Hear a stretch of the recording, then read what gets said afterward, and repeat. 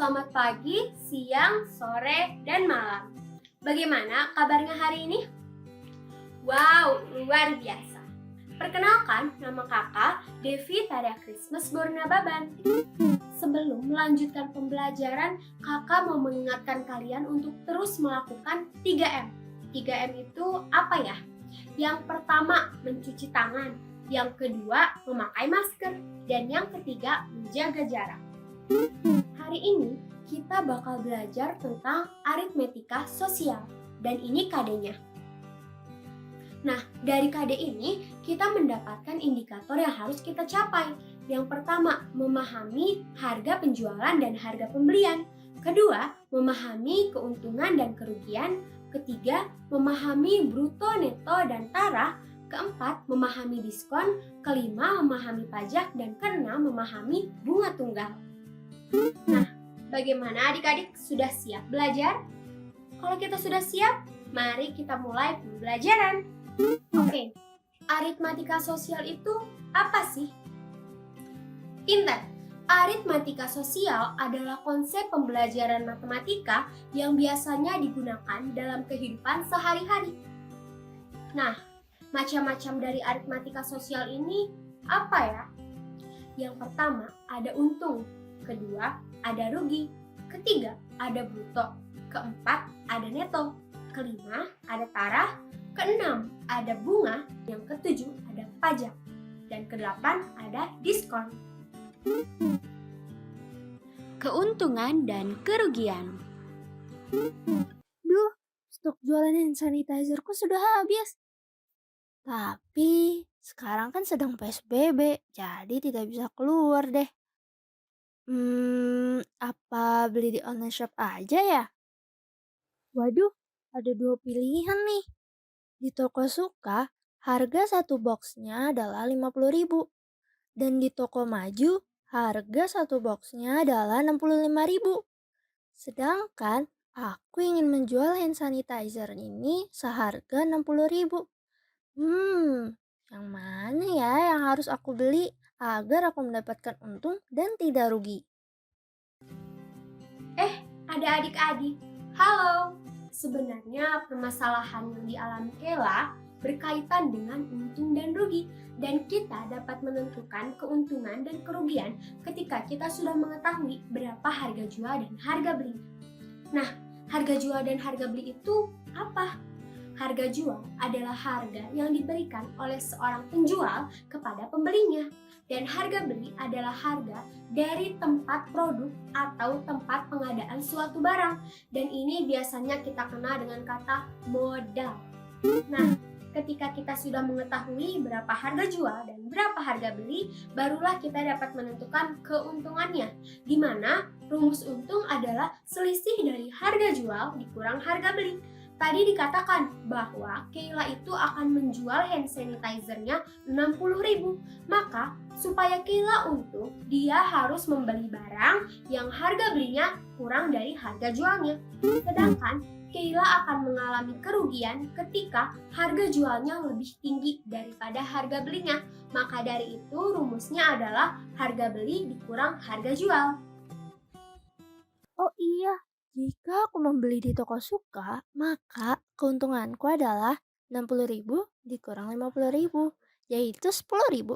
Sedangkan jika aku membeli di toko Maju, maka aku akan mengalami kerugian sebesar 65.000 dikurang 60.000 sama dengan 5.000. Jadi, aku akan membeli di toko Suka aja deh. Persentase. Kira-kira keuntungan yang aku dapat berapa persen ya?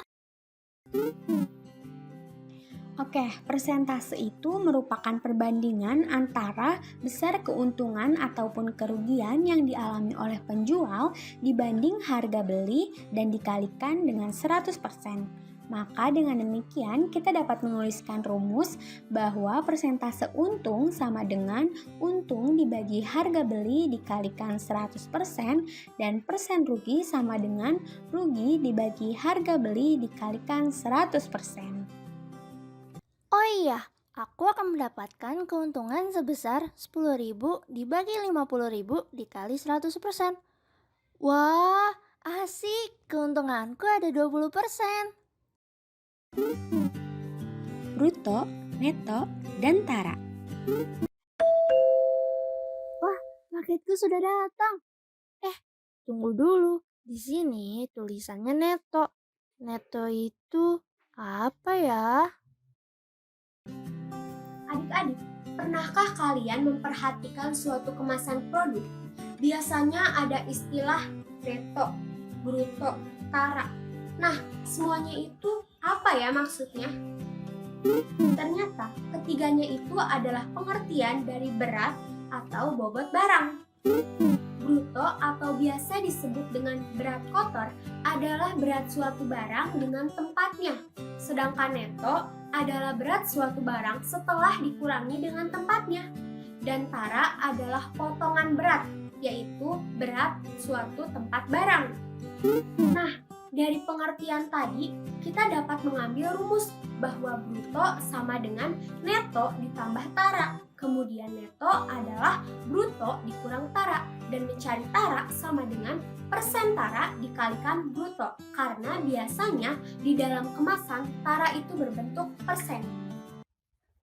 Oh iya, jadi neto itu adalah berat bersih dari hand sanitizer, yaitu tanpa tambahan berat kemasannya.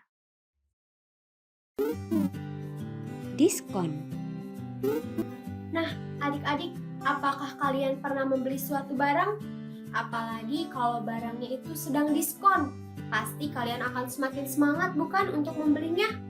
Nah, sama seperti video yang ada di samping kakak ini, mereka sangat antusias berbelanja ketika sedang ada diskon. Nah, diskon itu apa ya? Diskon adalah potongan harga yang diberikan oleh penjual terhadap harga jual suatu barang. Seringkali kita melihat di depan toko, di supermarket, ada tulisan diskon 20%, diskon 30%, diskon 50%, bahkan diskon 70% ditambah 50%. Kalian udah tahu diskon itu potongan harga, tapi bagaimana cara menentukan diskon? Misalnya, ada tulisan diskon di dalam suatu barang, diskon 50% dari barang yang harganya 350.000.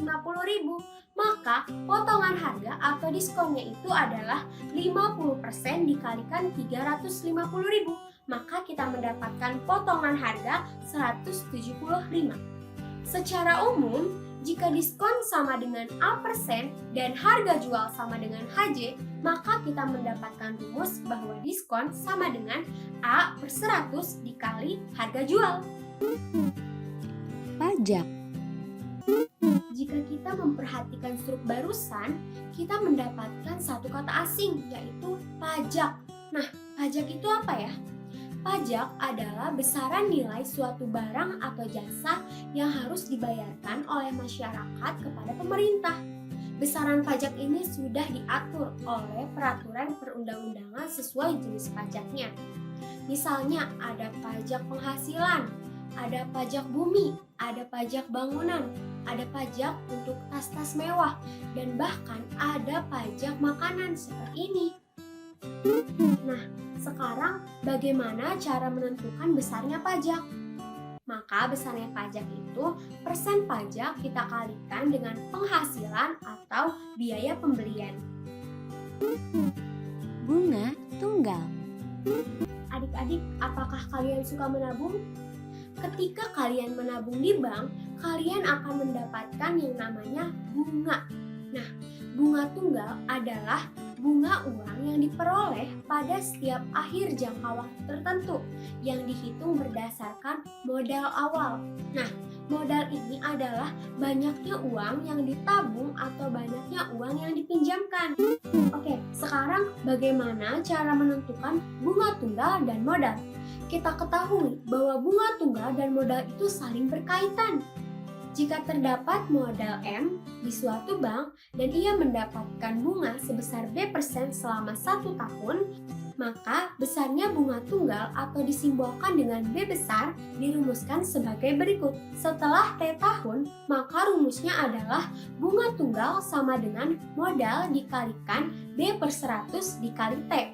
Kemudian ketika setelah T bulan, maka rumusnya adalah bunga tunggal sama dengan modal dikalikan B per 100 dikali T per 12. Karena dalam 1 tahun itu ada 12 bulan.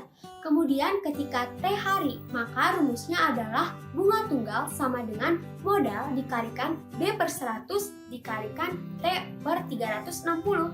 Nah, sekarang bagaimana ketika harinya dalam setahun ada 365? Maka kita tinggal mengubah rumusnya bunga tunggal sama dengan modal dikalikan B per 100 dikali T per 365. Nah, sekarang adik-adik sudah tahu kan macam-macam dari aritmetika sosial itu apa? Wah, banyak sekali ya materi yang kita pelajari hari ini. Bagaimana? Adik-adik sudah paham? Oke, apakah ada yang ingin bertanya? Baik, jika adik-adik ada yang ingin bertanya, adik-adik boleh menuliskan di kolom komentar atau adik-adik boleh bertanya pada kakak di WAG. WAG itu apa ya? WhatsApp group. Kakak bakal menjawab setiap pertanyaan adik-adik dengan sepenuh hati.